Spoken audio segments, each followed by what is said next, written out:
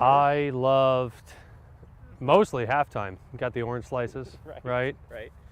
Now, I have great memories. Little Kyle Shatkin started playing soccer in kindergarten. Yeah, Purple Tigers was our first team. He loved the sport and still has some skills.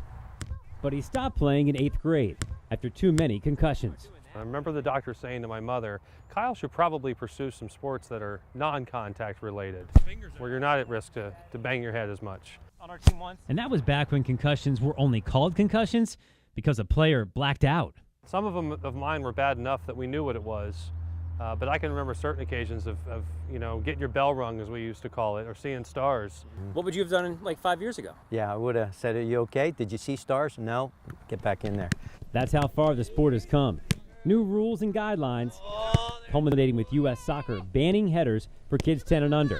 And coaches can't be out here without first taking a 30-minute online class.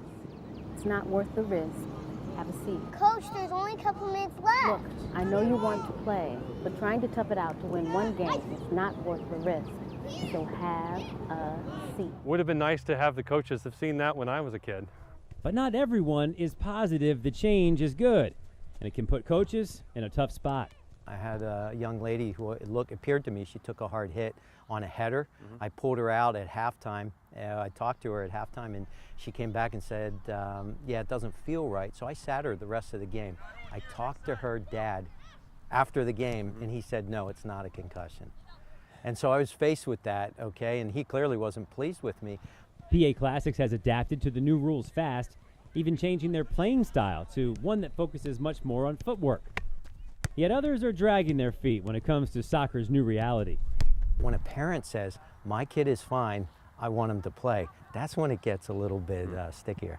When in doubt, pull them out. Dr. Casey Yonks works with many local teams and says still too many coaches and athletes are getting it wrong.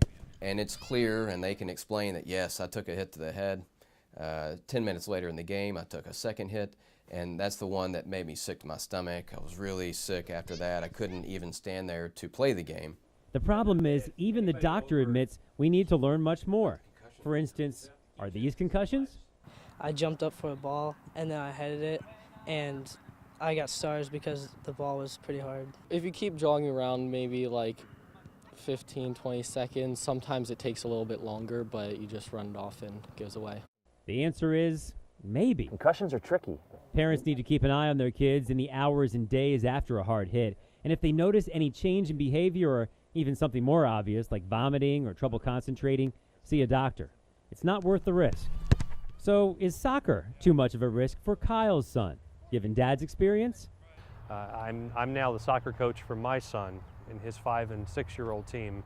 And after learning so much more about concussions in the last year, he's grateful too. Snow ski and water ski, play golf, no long-term effects for me, thank goodness.